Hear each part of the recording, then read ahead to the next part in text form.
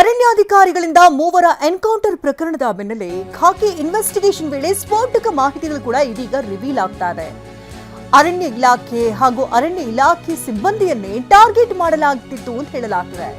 Encounter ದಿನ station ಮುಂದೆ ಸಾಕಷ್ಟು ಜನ ನೆರೆದಿದ್ರು. ಅರಣ್ಯ ಇಲಾಖೆ ಕಚೇರಿಗೆ ನುಗ್ಗೋದಕ್ಕೆ ನೂರಾರು ಜನ ಯತ್ನವನ್ನ ನಡೆಸಿದ್ರು. ಹಾಗಾದ್ರೆ ಏನ್ ಪ್ಲಾನ್ ಆಗಿತ್ತು ಅವ್ರದ್ದು? ಇಲ್ಲಿ ಅರಣ್ಯ ಇಲಾಖೆ ಸಿಬ್ಬಂದಿಗಳನ್ನ ಟಾರ್ಗೆಟ್ ಮಾಡಲಾಗಿತ್ತು ಅನ್ನುವಂತಹ ವಿಚಾರ ಈಗ ಬೆಳಕಿಗೆ ಬರ್ತಾ ಇದೆ.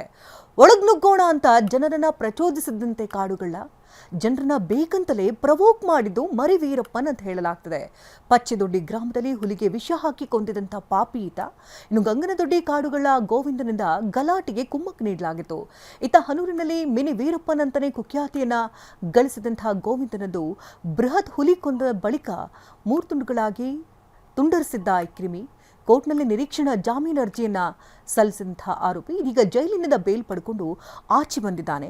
ಎನ್ಕೌಂಟರ್ಗೆ ಪ್ರತೀಕಾರವಾಗಿ ಗಲಾಟೆ ಮಾಡಿದಂತಹ ಆರೋಪಿ ಅನ್ನುವಂತಹ ವಿಚಾರ ಕೂಡ ಈಗ ಬೆಳಕಿಗೆ ಬರ್ತಾ ಇದೆ. ಸುದೀರ್ಘ ತನಿಖೆಯನ್ನು ನಡೆಸ್ತಾ ಇರುವಂತಹ ಬೆನ್ನಲ್ಲೇ ಹಲವು ವಿಚಾರಗಳಿಗಾಗಲೇ ಹೊರಬರ್ತಾ ಇದ್ದು, ಕೆಲವೊಂದು ಕಡೆಗಾಗಲೇ ನಾವು ಗಮನಿಸಿದ್ವಿ, ಅರಣ್ಯಾಧಿಕಾರಿಗಳ ಭವನಗಳನ್ನು ಟಾರ್ಗೆಟ್ ಮಾಡಿಕೊಂಡಿಗಾಗಲೇ ಉಡಿಸ್ ಮಾಡಲಾಗ್ತಾ ಇದೆ.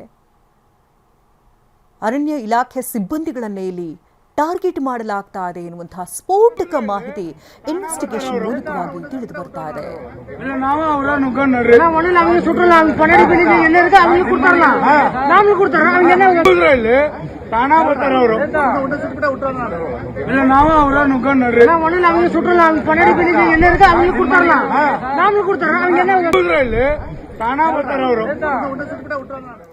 ಈ ಬಗ್ಗೆ ಇನ್ನಷ್ಟು ಡೀಟೇಲ್ಸ್ ಅನ್ನ ಪಡ್ಕೊಳ್ಳೋಣ. ದೂರವಾಣಿ ಸಂಪರ್ಕದಲ್ಲಿ ಸೂರಜ್ ಇದ್ದಾರೆ. ಸೂರಜ್, ಎನ್ಕೌಂಟರ್ ದಿನ ಸಾಕಷ್ಟು ಗಲಭೆಗಳು ಗದ್ದಲಗಳು ಕೂಡ ಶುರುವಾಯಿತು. ಅದರಲ್ಲಿ ಗೋವಿಂದನದ್ದು ಪ್ರಮುಖ ಪಾತ್ರವಿದೆ ಅನ್ನೋದು ಇನ್ವೆಸ್ಟಿಗೇಷನ್ ಮೂಲಕವಾಗಿ ಗೊತ್ತಾಗ್ತಾ ಇದೆ. ಏನ್ ಅಪ್ಡೇಟ್ ಸಿಗ್ತದೆ? ಖಂಡಿತ ಶಕುಂತಲಾ, ಅರಣ್ಯ ಅಧಿಕಾರಿಗಳಿಂದ ಮೂವರು ಬೇಟೆಗಾರರ ಎನ್ಕೌಂಟರ್ ಪ್ರಕರಣಕ್ಕೆ ಸಂಬಂಧಪಟ್ಟಂತೆ ಈಗಾಗಲೇ ಕೂಡ ರಾಜ್ಯ ಸರ್ಕಾರ ತನಿಖೆಗೆ ಆದೇಶವನ್ನು ಮಾಡಿದೆ. ಈಗಾಗಲೇ ಕೂಡ ಗೃಹ ಇಲಾಖೆ ಹಾಗೂ ಅರಣ್ಯ ಅಧಿಕಾರಿಗಳು ಜಂಟಿಯಾಗಿ ಈ ಒಂದು ವಿಶೇಷವಾದಂತಹ ತನಿಖೆಯನ್ನು ಮಾಡ್ತಾ ಇದ್ದಾರೆ. ಈ ಒಂದು ತನಿಖೆ ನಡೆಸುವಂತಹ ಸಂದರ್ಭದಲ್ಲಿ ಈಗ ಸ್ಫೋಟಕ ಮಾಹಿತಿ ಒಂದು ರಿವೀಲ್ ಆಗ್ತಾ ಇರುವಂತದ್ದು. ಏನಾವತ್ತು ಎನ್ಕೌಂಟರ್ ಆಯಿತು, ಎನ್ಕೌಂಟರ್ ಆದಂತಹ ಸಂದರ್ಭದಲ್ಲಿ ಆ ಒಂದು ವಿಚಾರವನ್ನು ತಿಳಿದಂತಹ ಗ್ರಾಮಸ್ಥರು, ಮೃತರ ಕುಟುಂಬಸ್ಥರು ಇದ್ದಾರೆ, ಅವರ ಜೊತೆ ಅವರ ಸಂಬಂಧಿಕರು ಮತ್ತೆ ಗ್ರಾಮಸ್ಥರು ಕೂಡ ಬರ್ತಾರೆ. ಹಾಗೆ ಬಂದು ಪೊಲೀಸ್ ಠಾಣೆ ಎದುರು ಕುಳಿತು ಪ್ರತಿಭಟನೆ ಮಾಡ್ತಾ ಇರ್ತಾರೆ. ಆ ಪ್ರತಿಭಟನೆ ಮಾಡುವಂತಹ ಸಂದರ್ಭದಲ್ಲಿ ಈ ಮಿನಿ ವೀರಪ್ಪನನ್ನ ಕರೀತಾರೆ. ಈತ ಗೋವಿಂದ ಅಂತ ಹೇಳಿ ಈತ ಪ್ರಮುಖವಾಗಿ ಪಚ್ಚೆದೊಡ್ಡಿ ಮತ್ತೆ ಗಂಗನದೊಡ್ಡಿ ಗ್ರಾಮದಲ್ಲಿ ವಾಸ ಇರ್ತಾನೆ.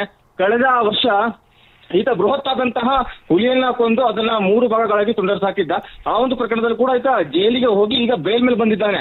ಯಾವ ಒಂದು ಪ್ರತಿಭಟನಾ ಸ್ಥಳಕ್ಕೆ ಬರುವಂತ ಈ ಒಬ್ಬ ಮಿನಿ ವೀರಪ್ಪನ್ ಕಾಡುಗಳೇನಿದ್ದಾನೆ, ಈತ ನೇರವಾಗಿ ಬರ್ತಾನೆ, ನೇರವಾಗಿ ಹೇಳ್ತಾನೆ, ಬನ್ನಿ ನೇರವಾಗಿ ಒಂದು ನುಗ್ಗೋಣ, ನಾವು ಅರಣ್ಯ ಇಲಾಖೆ ಒಳಗೆ ನುಗ್ಗೋಣ, ಆ ಕಚೇರಿಯನ್ನು ಧ್ವಂಸ ಮಾಡೋಣ ಅಂತ ಹೇಳಿ ಈಗ ಪ್ರವೋಕ್ ಮಾಡಿದಂತ ವಿಡಿಯೋ ಸಿಕ್ಕಿರುವಂತದ್ದು.